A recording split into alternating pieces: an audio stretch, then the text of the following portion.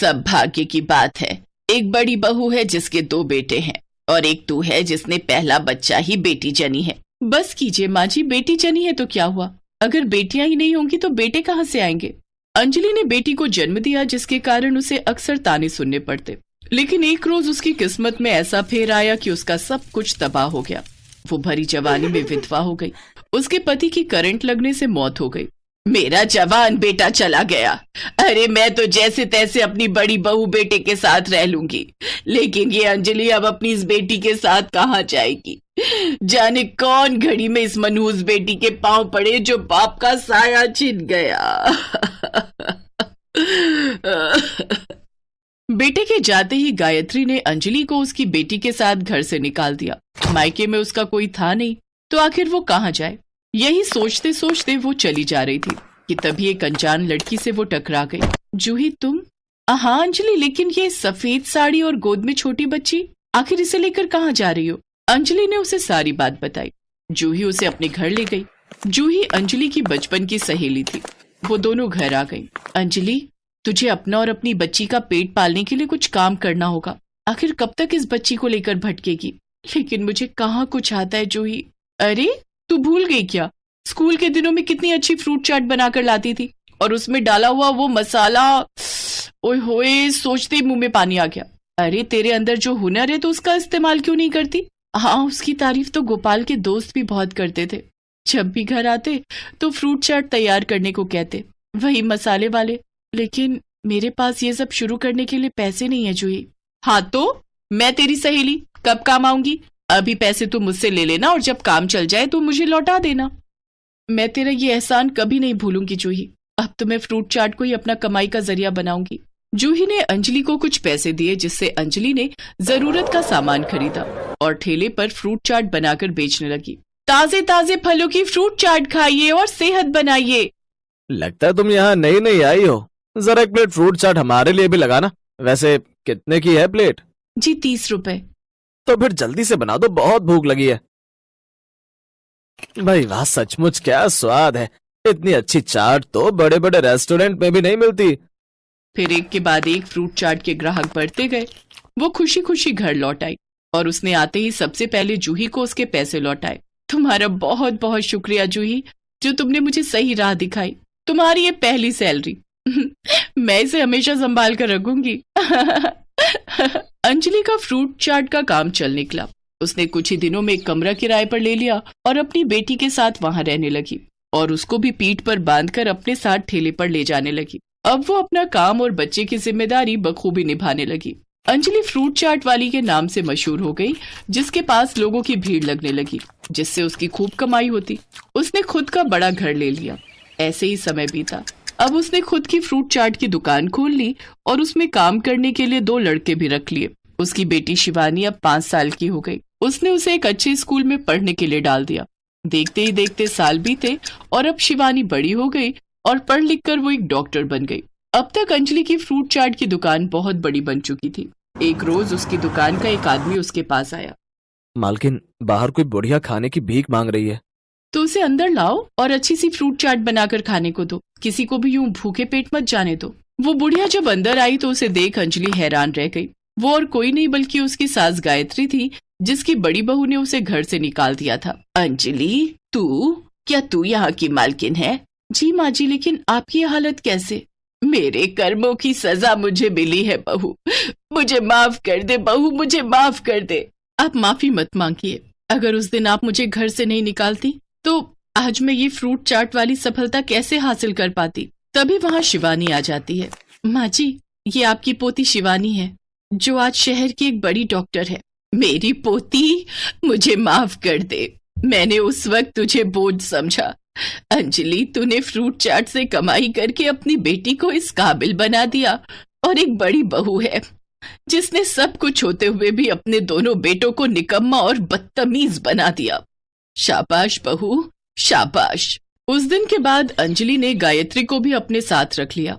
अब अंजलि अपनी छोटी सी दुनिया में अपने परिवार के साथ बहुत खुश थी।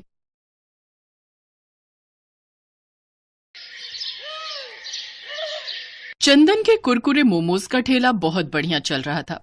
शाम के 6 बजते ही उसके ठेले पर ग्राहकों की भीड़ लग जाती थी। चंदन खूब मेहनत से कुरकुरे मोमोज बनाता और ग्राहकों को देता। चंदन की एक खासियत थी, वो कुरकुरे मोमोज बनाने के लिए जो भी सामान इस्तेमाल करता था वो बहुत ही बढ़िया क्वालिटी का होता। उसकी यही खासियत लोगों को बहुत पसंद आती थी। धीरे धीरे चंदन के कुरकुरे मोमोज इतने फेमस हो गए कि अब वो ऑफलाइन के साथ साथ ऑनलाइन डिलीवरी भी देने लगा। चंदन भैया, 1 प्लेट कुरकुरे मोमोज लगाना। अभी लगाता हूँ। आपकी कितनी प्लेट करनी है? भैया 3 प्लेट लगानी है। हाफ प्लेट में कितने मोमोज हैं? हाफ प्लेट में 4 और फुल प्लेट में 6 मोमोज हैं। एक काम करो, फुल 3 प्लेट लगा दो है। चंदन रोजाना ऐसे ही मेहनत से काम करता। अब उसने अच्छे पैसे कमाने शुरू कर दिए थे। चंदन रोजाना सुबह सुबह ही कुरकुरे बनाने का सामान लेने बाजार चला जाता था। ताजी ताजी हरी सब्जियां, पनीर, तेल, बाकी की सामग्री जो भी उसे चाहिए होती थी वो बहुत ही बढ़िया किस्म की खरीद लेता था। एक दिन एक लड़का चंदन की दुकान पर आया। वो बहुत परेशानी की हालत में था। भैया कोई काम दे दो, मैं बहुत बीमार हूँ, मुझे पैसे की बहुत जरूरत है। इस शहर में नया आया हूँ, बहुत लोगों से काम मांगा पर किसी ने भी काम नहीं दिया। तुम्हारे बारे में यहाँ के लोगों से सुना था।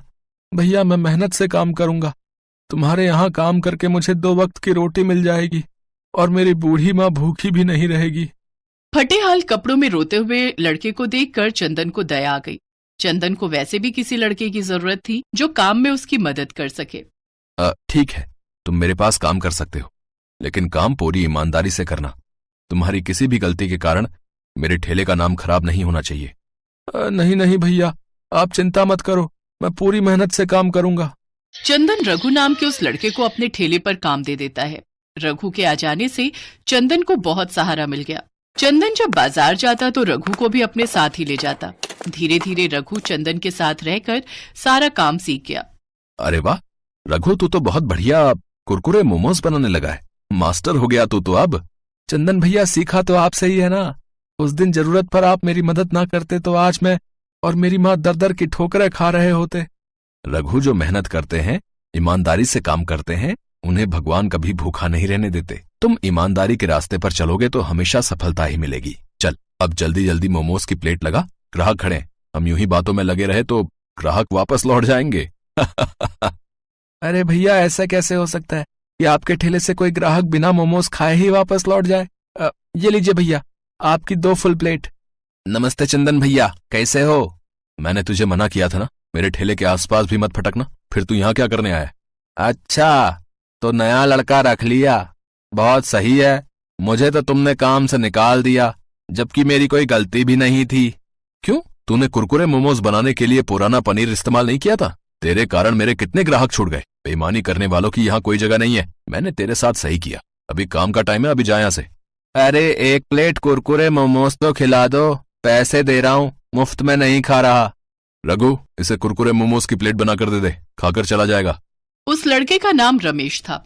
वो बहुत बेईमान था। कुछ समय पहले वो चंदन के ठेले पर नौकरी करता था, पर उसने बेईमानी की और चंदन को बाजार से मिलावटी सामान लाकर दिया, जिस कारण चंदन के मोमोज का स्वाद बदल गया और उसके काफी ग्राहक छूट गए। चंदन ने एक बार फिर से अपनी मेहनत और लगन से कुरकुरे मोमोज बनाए। आज फिर उसका काम अच्छा चल रहा था, क्योंकि उसके पास रमेश जैसा बेईमान नौकर नहीं था। रमेश कुरकुरे मोमोज खाकर चला जाता है। अगले दिन चंदन काम पर थोड़ा देर से आया। इतनी देर में रघु ठेला तैयार कर चुका था। अरे घर में आज गांव से माँ बाबूजी आए हैं, बस इसी चक्कर में सारे काम लेट हो गए। तुमने सब कुछ तैयार कर लिया ना? हाँ भैया, मैंने मोमोज तैयार कर लिए हैं, बस आपका ही इंतजार कर रहा था। भैया ये सुबह जो सामान लाया था उसके पैसे बच गए थे, ये रख लो। अच्छा, ला दे।